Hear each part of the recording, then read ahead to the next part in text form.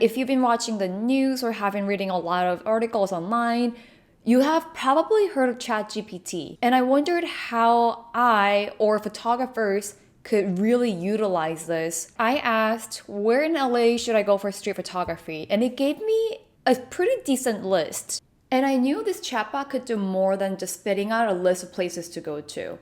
So I asked it to plan out my day, finish up the day with a visit to the Santa Monica Pier. I would love to avoid Santa Monica. I just know traffic's gonna be really bad coming back home, so I'm gonna stay away from Santa Monica and Venice Beach. Start your day with a visit to the Getty Center. I'm not gonna go to the Getty Center because I was there about a month ago. Spend the afternoon exploring the streets of West Hollywood. I did just go to West Hollywood for, I think, 1 or 2 videos. After sunset, head to Olvera Street for dinner. Where is that Olvera Street? Oh, cool. You know what? I like this. Finish off the day with a visit to the Arts District. Okay, I think I'm gonna flip this around and then start the day. I wanna start somewhere else. Begin your day in downtown LA with a visit to the historic Bradbury Building. I've actually never been there. Check out the art district and the fashion district for some particularly colorful and creative photo opportunities. I don't think fashion district is that colorful. Sweet.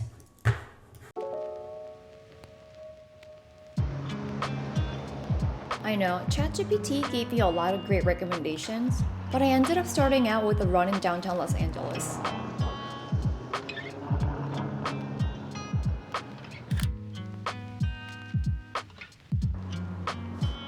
One thing I constantly think about when I take pictures, if there's a place that a lot of people go to, what kind of pictures do they take there? And if I were to go there, how would I take the pictures there?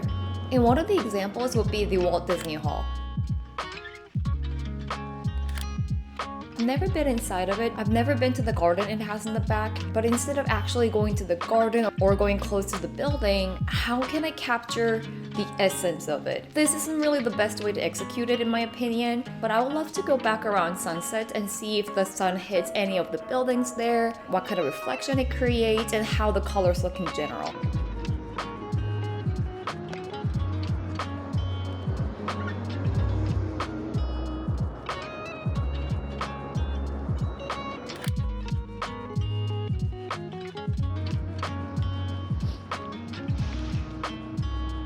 This wall is from my very first video, and I wanted to revisit it in the morning.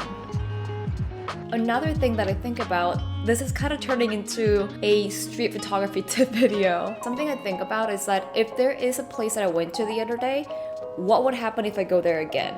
There's so many factors that could change the scenery of the place that you took pictures of in the past. Let's say the weather, time of the day, seasons, and just anything.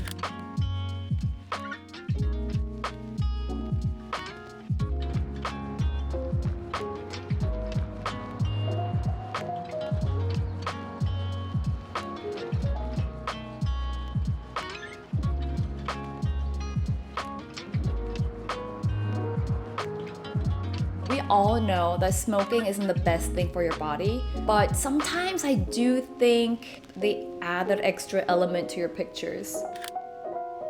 When I did get the pictures though, picture with the most amount of smoke, there was a car in the frame. But because I also got one without the car in it after, I combined both of the pictures and came up with this. So I followed the chat's recommendation and went to the Bradbury Building. If you're a fan of Blade Runner, you know this building. Or if you only know this building from 500 Days of Summer, then you've seen the interior of this building. Visitors are not allowed to go anywhere besides the first floor. So I only got to do a quick walk around and that was it. It was pretty in there, but I wish I was able to tour the place a little bit.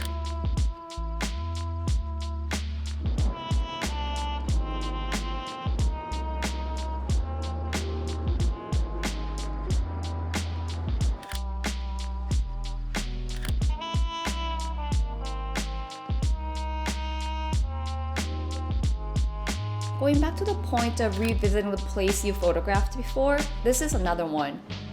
I took a picture of it for my black and white challenge, and it was definitely refreshing to see it in color.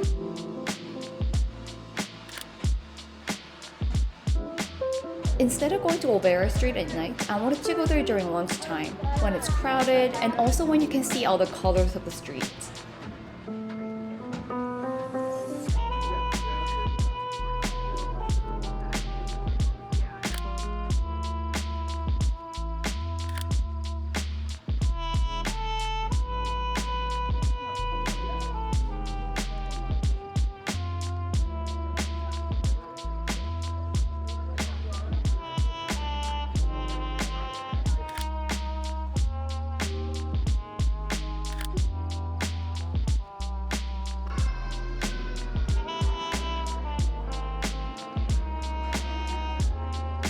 I got hungry after Obera Street and decided to go to a new ramen restaurant called Tonchin. I didn't take any pictures with my camera, but I did take one picture with my phone, and I later realized it's Tony Hawk in the picture. I lived the I didn't know Tony Hawk was Tony Hawk in real life meme. For those wondering, the food was amazing. One of the chat's recommendations was to go to the Griffith Observatory. My original plan was to go there after work one day, but from my work neighborhood to that area, it was just impossible to get there right before sunset. So I ended up going somewhere that's in between work and my apartment, and that is Lakma. Probably one of the most photographed landmarks in LA, so this was interesting to see how I would photograph it.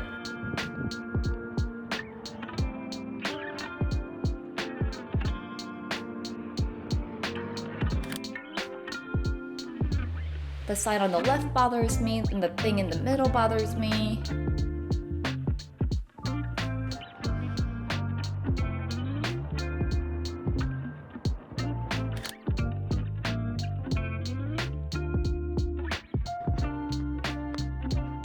But the real highlight of this evening was a rock called Levitated Mass.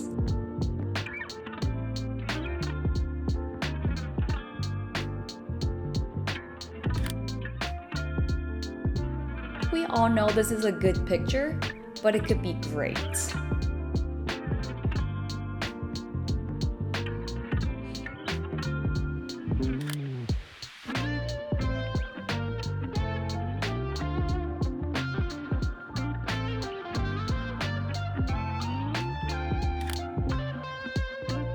When I initially saw this picture, I thought the sky could be a little darker, so I did this. But now that I look at it, I kind of wish I brightened the region underneath the rock, so the people walking underneath it can be more emphasized.